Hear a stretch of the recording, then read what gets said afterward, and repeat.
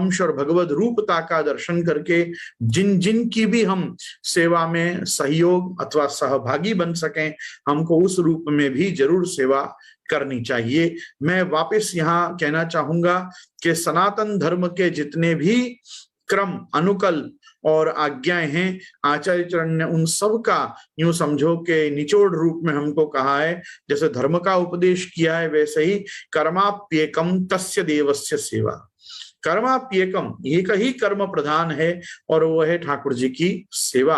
और ठाकुर जी आज अपने साथ हरि गुरु वैष्णव गौ ब्राह्मण नामात्मक स्वरूप श्रीमद् भागवत जी, ये सब 252-84 वैष्णवों के हृदय में, गोपाल दास जी की वाणी वल्लभाख्यान में और आचार्य चरण के समस्त ग्रंथों में, स्वसांप्रदायिक सिद्धांत ग्रंथों में और आचार्यों के वचनामृत में प्रभु का स्वरूप विद्यमान होता है। जितना हो सके उतना वचनामृतों में भी, जो प्राचीन वचनामृत के क्रम हैं, गिरधर लाल जी महाराज के 120 वचनामृत, श्री गोकुलनाथ जी चतुर्थ कुमार के 24 वचनामृत और काका वल्लभ जी के 52 वचनामृत, गोवर्धन लाल जी महाराज के 41 वचनामृत, और इन सब वचनामृतों के साथ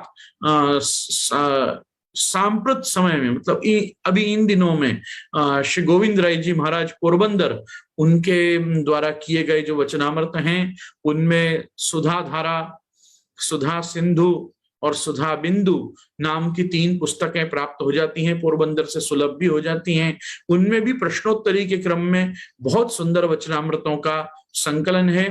प्राणी मात्र को ये चीज समझनी चाहिए कि प्रश्नोत्तर के क्रम से ही शुक और परीक्षित ने भागवत जी बनाई, प्रश्नोत्तर के क्रम से ही अर्जुन और भगवान श्री कृष्ण ने भगवत गीता का सृजन किया, प्रश्नोत्तर के क्रम से ही पार्वती जी ने महादेव जी से रामायण सुनी, याज्ञवल्क्य से भरद्वाज ने रामायण सुनी, काकभूषणी जी से गरुड़ जी ने रामायण सुनी और तुलसीदास जी से हम लोग सुनते हैं। तो इस प्रकार से जो प्रश्नोत्तर हैं, ये प्रश्नोत्तर ही जीवन में सारे दर्शनों का, शास्त्रों का मूल है। जिस दिन मनुष्य को प्रश्न उठने बंद हो जाएंगे, धर्म का लोप होना शुरू हो जाएगा। आज धर्म तभी तक जीवित है जब तक लोगों के मन में प्रश्न है। एक समय जरूर ऐसा था कि धर्म पे प्रश्न उठाना लोग पसंद नहीं करते थे, मगर वो वही लोग पसंद नहीं करते थे जो धर्म के विषय में अल्पज्ञ थे, जिनको धर्म की आधी ही जानकारी थी। वो धर्म विषय कोई भी प्रश्न सुन के चिढ़ जाते थे। हमको ऐसा नहीं लगता है कि चिढ़ने की कोई बात है। मैं समझता हूं कि इतने प्रश्न ही लोगों के मन में नहीं उठ सकते जितनों का उत्तर हमारे ऋषि मुनि दे के पधारे हैं। तो ऋषि मुनियों ने और आचार्यों ने जो परिश्रम किया है, उस परिश्रम की सार्थकता, सफलता ही ये है कि उनसे लगते बढ़ते जुड़ते हमको प्रश्न अब हों, ताकि हमारी बुद्धि का भी सर्वतोमुखी विकास हो। आज वैष्णव धर्म में वैष्णवों की बुद्धि इतनी मंद क्यों पड़ी हुई है? ऐसा नहीं है कि तीक्ष्ण बुद्धि या कुशाग्र बुद्धि युक्त वैष्णव नहीं है।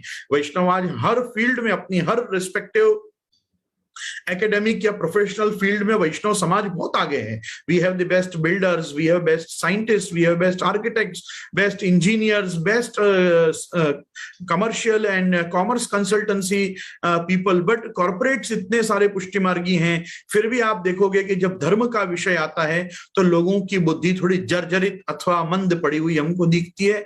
उसका मैंने जो चीज समझा है वो इतना ही कारण है कि लोगों को धर्म विषयक प्रश्न नहीं है, और प्रश्न है तो वो स्वस्थ प्रश्न नहीं है, वो शंका के साथ, एक प्रकार के संशय के साथ प्रश्न है। मैं वहां इस विषय में सिर्फ भगवान के वचनों को दोहराना चाहूंगा। श्रद्धावान लभते ज्ञानम तत्परः संयतेन्द्रिय ज्ञानम लब्ध्वा पराम शांतिम अचिरेणाधिगच्छति अज्ञश्च अश्रद्धानश्च संशयात्मा विनश्यति नायम लोकोस्ति न परो न सुखम संशयात्मनः। संशयात्मा मनुष्य को, जिसको डाउट होता है, ऐसे व्यक्ति को, डाउट वाले का तो डाउट का कभी समाधान होने वाला ही नहीं है। भगवान कहते हैं संशयात्मा विनश्यति, लेकिन श्रद्धावान लभते ज्ञानम, जो जिसको श्रद्धा होगी उसको ज्ञान जरूर प्राप्त होगा। तो यदि श्रद्धा के साथ कोई प्रश्न किया गया है तो वो तद विद्धि प्रणिपातेन परिप्रश्नेन सेवया उपदेक्षयन्ति ते ज्ञानम ज्ञानिनस्तत्वदर्शी भी के रूप में आना चाहिए। अगर वो उस